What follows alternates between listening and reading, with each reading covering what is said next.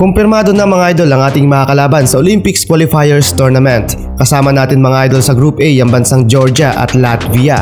Kung titignan mo mga idol ay parang hindi ganon kabigat ang teams na kasama natin sa grupo. Pero take note mga idol, malakas din ang dalawang kupunan nito. Kung ang Gilas Pilipinas ay tumapo sa World Cup ng 1 wins and 4 loss, mas better pa ang Georgia dahil nakadalawang panalo sila at 3 talo. Samantalang kasama din natin sa Group A ang mainit-init pang Latvia. Home court advantage nila mga idol at for sure nagbabaga pa itong team na to dahil sa naging unpredictable campaign nila sa FIBA World Cup.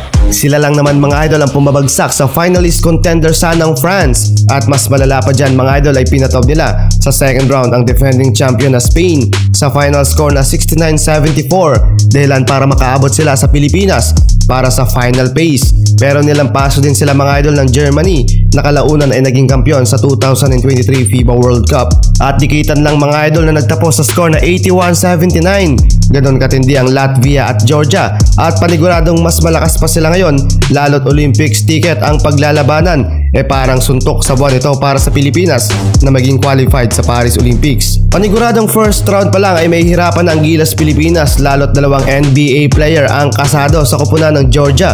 Nakaabot din sila sa second round pero tinalo din sila ng bansang Australia at Germany noong FIBA World Cup. Ang malaking tanong ngayon mga idol kung kakayanin ba ito ng Gilas Pilipinas. Sa availability pa lang ni Jordan Clarkson, malaking tanong din yan mga idol. Even though na maagang makakapagpahinga ang Utah Jazz ngayong NBA season.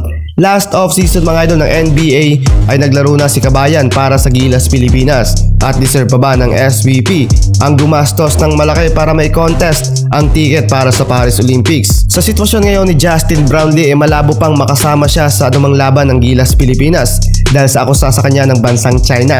Pero hope so mga idol by July ay available na din si Justin Brownlee para maglaro sa Gilas Pilipinas. Sa mga local players naman natin wala namang problema dyan mga idol dahil by month of June and July ay off-season na nila sa B-League and Korean Basketball League. Sana lang ay makapag-commit din sila at kung sakali nakunin sila ng SBP ay healthy din sila that time. Well, sa side naman ng PBA ay makikipagtulungan daw sila para may padala nila ang best shot player nila sa tournament. Paniguradong pasok na naman sa listahan ng lineup dyan si Nakai Soto lalo na si AG Edu na magiging malaki ang role bilang big man ng kupunan.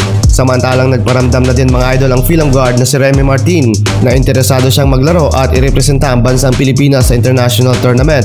Eto na din mga idol ang pagkakataon ni Coach Tim Cone kung sakali na siyang magiging head coach sa OQT na patunayang hindi fluke ang naging campaign nila sa Asian Games or if ever mga idol balik tayo kay Coach Chot Reyes. Philippines. So Philippines will be allocated